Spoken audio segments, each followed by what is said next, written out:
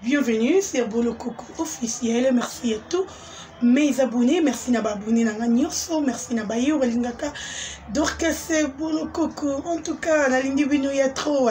Abonnez-vous massivement sur ma chaîne Bolo Coco officiel. Ah, beaucoup toujours d'actualité dans temps réel, beaucoup d'informations comme il faut parce que Dorcas Bolo Coco est là pour vous. Tout continuer comme ça la pour nous recevoir c'est bino bana ya monde entier. Balandi ou bolandaka Dorcas Bolo Coco au misana rotalanga. Surtout merci à tous les Gaulois et Gauloises et gladiateurs, pourquoi pas aussi à tous les abakouk, comme mon Dieu vous bénisse. Nous avons pas bino ya trop. Dorcas Bolo Coco nabino yeyo. En tout cas, je vous aime tellement. Bon mon kakinga ya trop, bon mon kakinga ya trop. Ça fait tellement longtemps qu'il y a bino to kuta na liste sous mon colo alelo. Votre Dorcas Bolo Coco yeyo. Je suis là avec vous. Toujours continuer mon sala comme il faut. Un grand merci à Champion Wadol, 1 million de fois depuis La Rochelle. Merci beaucoup aussi à Dani Changou, le chinois noir. Merci beaucoup à vous. Un grand merci aussi à Glorian Toko, Motemaya Espoir Toko, Maman Jarvin Toko et Keren.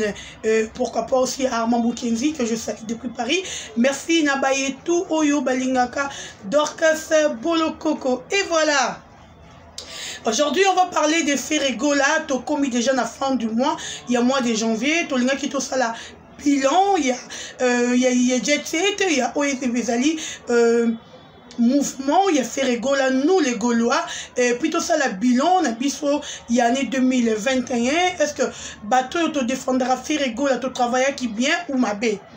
Et puis, depuis le mois de janvier, est-ce que tu sali travail à Malamou, tu sali travail à ma belle Nanyo, tu moni dans mois de janvier à travailler mingi. Et après, on va parler de Matanga, il y a papa Nabiso de Fao, déjà il est kaki, bakunda qui tomona qui présence, il y a artiste ébélé, musicien ébélé, tout tous bakamo, bite artiste bakufara na bango. Mais pourquoi il y a des Fao? Presque la majorité des artistes et tout bazalaki.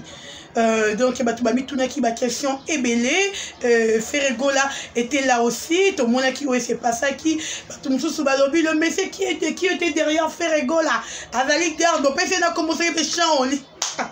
Non, les Congolais sont formidables. Merci à tous les diasporas. Merci Nabino.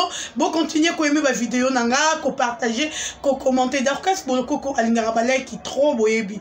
J'aime beaucoup des likes, et ça l'a bien. Donc, yo moutou la première fois, oh, t'as la vidéo nangai, kende ko s'abonner, kuna na cloche wana juste ya rouge wana et puis fina notification, au cause de information, nyoso na okoti ça na chaîne nangai et puis bateau balinga ka Ferregola Pazuria, oh ezanda kuna bino. Donc, awa ndaku ya papa Hervé. Je salue Dejo Polo, Pichu Botoko, merci à vous. Merci Nabaye tout Oyo, bazo continuer à soutenir Dorcas Bolo Coco moralement, physiquement, financièrement. En tout cas, mon Dieu vous bénisse. Namoni pesa nazo travailler, je suis à la maison. Navandi nanda mais niveau ya ba western on a koti. Te bois formidable. Gaulois, Gauloises, Abakouk, boza tellement qui te ronzamba pambola bino. Na sali pesa mikolo presque 2 mois et l'onginange bimara na TVT. Mais niveau ya western on a koti na ba monigram na ba ria. Te nzamba pambola bino. Que mon Dieu vous bénisse. Nzamba pambola bino il y a trop, il y a mingi parce que quand on a ba fan, to ba lingara yo, peu importe problème, peu importe quand comme lieu mais bazana pour soutenir yo en tout cas. Eza li panangu bate et puis ça mina mutunyo sauté parce qu'il y a des gens au bazana ba fixer na internet mais à quoi t'arrêter au SRT mais batu batala kepi balingara ye Bazali, mais quand ça m'a grâce wana na remercier bino nyonso oyo bolingaka Dorcas Bolo Coco bo soutenir kinga nzamba pambola bino ya trona na eloko pesa bino te li pambolika yo te pa nzambe de bino bo pambola ki nzambe pe azongisa. Et voilà, Pazuri ya moto ya bo Ferregola Jésus de Néon, c'est l'homme du moment kolorumba mutatika rumba na défaut. Mouto azosala mambo bato basala na musique na biso surtout mingi na génération na ye. Voilà donc to lobela Ferregola bato ba mona lokola to sala ba blague on dirait to lingaka to kumisa ye po bato ba kabela biso non ndeti nga na ya pembe na Ferre po muta kabela ngate nga beza Dorcas Bolo Coco onde na zara na ya pembe na Ferre po muta kabela ngate mutu moko pete otombola musapi alobaki mwana oyo abenga ngai gaulois ou gauloise oyo asenganga mbongo aza te wani yanga eya Dorcas Bolokoko, je demande pas so olingo pesango pesinga so po olingo pesanga to pesinga te. Donc pour vous dire que toya ko défendre père et faire pour na ba intérêt na biso te, mais toya parce que nous aimons l'artiste to lingaraye, il faut te soutenir comme il faut. Donc c'est ça. Bilan on est 2021 il fait rigolo la bandero nanga etamboli relatif vraiment négatif mais positif. Donc faire rigolo bien travailler l'année 2021. Tout le monde a qui niveau yo a fixé faire azalaki nango niveau et actualité jusqu'aujourd'hui actualité a fait réserve aussi la kakate. Ce qui te montre même baken puis na ba komi ko vendre na ba chokoko pour dire eux allaient faire rigolo c'est-à-dire quoi ba reconnaître le comme baza sikoyo ba lamuki donc ba lamuki esiko bazala qui peut-être bato banda okosa bango ba ali suna temps okosa bango parce que ba komi déjà éveillé ba comprendre que non artiste ezan de faire rigolo muto ko sala ba œuvre malonga c'est faire rigolo. Donc bengi bango te mais bango moko ba comprendre. Donc ça nous fait du bien comme on a bateau banda qu'on y est faire rigolo banda ko ba mabe pour na faire rigolo bango moko ba reconnaître qui est faire rigolo, qui est le padre, qui est Pazuria, qui est Motoyambo, l'homme du moment que moi je l'appelle Papa Hervé. Je l'aime beaucoup donc tout avec qui ça t'est. Je l'aime beaucoup. Et là bongo te golo like d'abord vidéo si tu es d'accord avec moi. Je l'aime penza beaucoup na linga faire neti na kufa. Donc mutaroro yata le ngolanga pembe na faire. Bilan na biso ya année 2021 avec le fer et pas ouri ya moto yambo. Qui te rené lengi. Bino mo bo monitor lo bato lo baté. Faire a komisanga Dorcas Bolokoko plus que star. Ba yebanga des personnes mais depuis na koma pembe na faire na koma na 1000 personnes. Imaginez-vous.